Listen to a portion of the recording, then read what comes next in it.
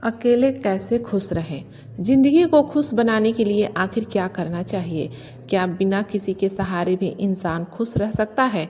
अगर आपके मन में भी कभी ये सवाल आया है तो आज की ये वीडियो कहानी अंत तक ज़रूर सुनिएगा, क्योंकि हो सकता है कि आपके मन में ये जो सारे सवाल हैं, इस सारे सवाल का जवाब आपको इसी वीडियो में मिल जाए। नमस्कार दोस्तों, स्वागत है आपका पूनम ब्लॉग 2.0 में। दोस्तों, ज़िंदगी में सबसे ज़्यादा दर्द तब नहीं होता जब कोई हमें छोड़कर चला जाता है। दर्द तब होता है जब उसके जाने के बाद हमें समझ नहीं आता कि अब खुद को कैसे संभालें। आज की कहानी सुमन की है, एक ऐसी महिला जिसने पूरी ज़िंदगी दूसरों की खुशी में अपनी खुशी ढूंढी, लेकिन एक दिन ऐसा आया जब उसके पास सब कुछ था, फिर भी उसे अपना जीवन खाली खाली लगने लगा। सुमन सुबह से रात तक अपने परिवार के लिए काम करती थी। बच्चों की पसंद का खाना बनाना, पति का ध्यान रखना, घर संभालना उसकी अपनी कोई इच्छा थी भी या नहीं, उसने कभी सोचा ही नहीं।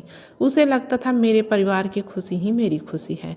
फिर वक्त बदला, बच्चे बड़े हो गए, बेटी की शादी हो गई, बेटा नौकरी के लिए दूसरे शहर चला गया, पति भी अपने काम में व्यस्त रहने लगे।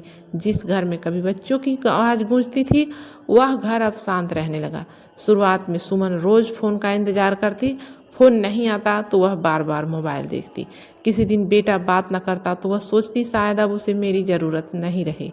किसी दिन बेटी जल्दी फ़ोन रख देती तो सुमन की आंखें भर आती। एक शाम वह अकेली बालकनी में बैठी थी। सामने आसमान में सूरज डूब रहा था। सुमन की आंखों से आंसू निकल आए।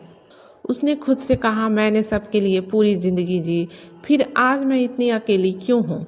उसी समय उसकी पड़ोस की बुजुर्ग महिला उसके पास आई। उन्होंने सुमन के आंसू देखे और पूछा, क्या हुआ?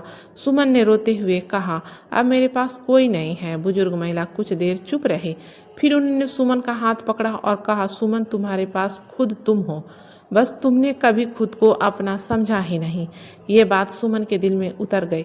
उस रात वह बहुत रोई, लेकिन अगली सुबह उसने अपनी ज़िंदगी को एक मौका देने का फैसला किया। उसने सुबह उठकर सबसे पहले अपने लिए चाय बनाई। कई सालों बाद उसने बिना किसी के लिए सोचे अपनी पसंद की चाय पी। फिर छत पर गई, पौधों में पानी डाला, थोड़ी देर धूप में बैठी और अपनी पुरानी डायरी में लिखा, आज से मैं अपनी खुशी की जिम्मेदारी खुद लूँगी। धीरे धीरे उसकी ज़िंदगी बदलने लगी। अब वह अकेली होती तो उदास नहीं बैठती, कभी भजन सुनती, कभी किताब पढ़ती, कभी पौधों के साथ समय बिताती, कभी अपनी पुरानी सहेली को फ़ोन करती और कभी बस खिड़की के पास बैठकर चुपचाप आसमान देखती। उसे समझ आने लगा था कि खुश रहने के लिए हमेशा किसी का साथ ज़रूरी नहीं होता, कभी कभी खुद का साथ ही काफ़ी होता है। दोस्तों, हम में से बहुत से लोग अपनी खुशी की चाबी दूसरों के हाथ में दे देते हैं। कोई हमारी तारीफ करे तो खुश, कोई हमें समय दे तो खुश, कोई हमारी परवाह करे तो खुश, लेकिन जैसे ही कोई बदलता है हमारी खुशी भी ख़त्म हो जाती है। इसलिए अपनी खुशी को किसी इंसान से मत बांधिए, लोगों से प्यार कीजिए, रिश्ते को निभाइए, लेकिन अपनी पूरी खुशी किसी एक इंसान पर निर्भर मत कीजिए।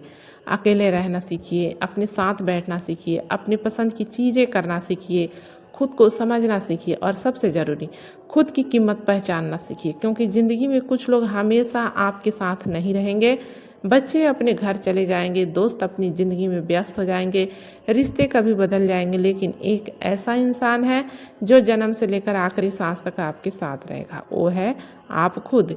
इसीलिए अपने आप से इतना मजबूत रिश्ता बना लीजिए कि किसी के आने से ज़िंदगी खूबसूरत लगे, लेकिन किसी के चले जाने से ज़िंदगी ख़त्म न लगे। याद रखिए, खुश रहने के लिए ज़िंदगी का परफेक्ट होना ज़रूरी नहीं है। जो मिला है उसमें खुशी ढूंढना सीखिए, जो नहीं मिला उसके लिए खुद को रोज़ दुखी मत कीजिए।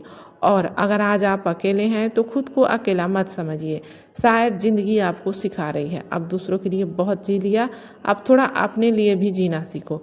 तो आज से एक छोटा सा वादा खुद से कीजिए, मैं अपनी खुशी किसी और के हाथ में नहीं दूंगी, मैं खुद का साथ नहीं छोड़ूंगी और ज़िंदगी जैसी भी है उसमें छोटी छोटी खुशियाँ ढूंढती रहूंगी, क्योंकि आखिर में ज़िंदगी हमें यही सिखाती है।